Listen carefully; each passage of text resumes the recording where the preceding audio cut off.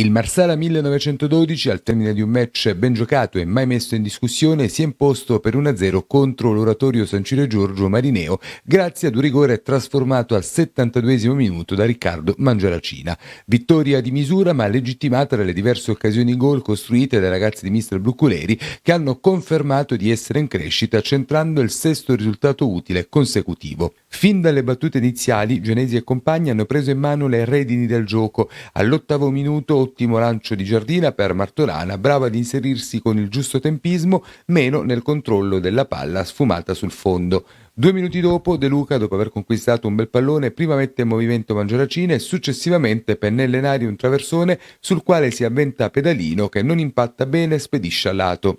Al 21esimo Genesio, sugli sviluppi di una rimessa laterale, scambia con Giardina ed effettua un tiro cross velenosissimo. Il portiere avversario, con l'aiuto della traversa, si salva. Al 23esimo ancora Valerio Genesio pericoloso. De Luca, nuovamente nelle vesti di rifinitore, vede l'inserimento del suo capitano e lo serve benissimo. La conclusione termina alta sulla traversa. Un minuto dopo il Marsala recrimina con il direttore di gara per un calcio di rigore non assegnato. Mangiaracina serve in profondità, Pedalina anticipa il diretto avversario che lo tocca sul piede d'appoggio. Il fallo probabilmente c'è, ma è fuori aria. Prima del riposo ancora pericoloso il Marsala sull'out di destra.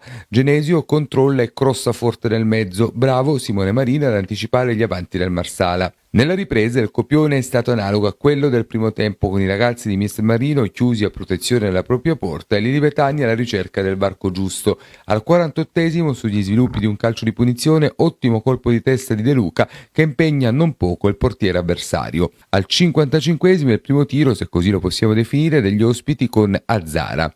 Al 61esimo l'azione più bella del Marsala. Mazzeo recupera la palla, scambia con Martorana, serve quest'ultimo il giovanissimo Luminario, passaggio di prima per Martorana che si invola sull'out di sinistra.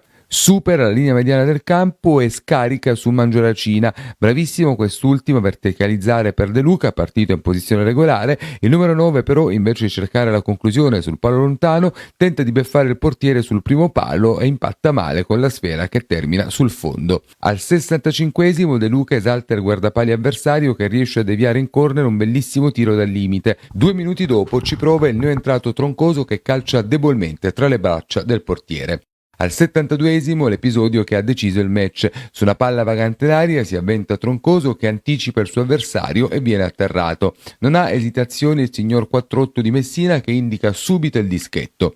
Dagli 11 metri si presenta Mangiaracina che calcia centrale e realizza il gol da 3 punti, esultanza in campo e sugli spalti. Trovato il vantaggio, il Marsala ha continuato a pigiare sull'acceleratore. Prima ci prova Mangiaracina che è la posizione defilata calcia alto, poi è la volta di Luminario che si prepara bene alla conclusione ma sbilanciato tira ampiamente al lato.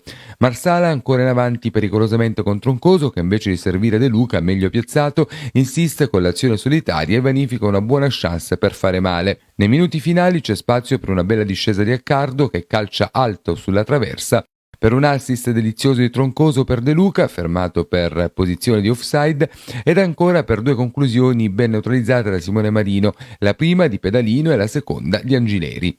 Il Marsala vince e convince dinanzi ad una bella cornice di pubblico e conquista 3 punti importanti in chiave classifica che sono certamente un volano prezioso per la seconda sfida consecutiva interna in programma domenica prossima 8 dicembre contro l'Ostico Partinico Audace.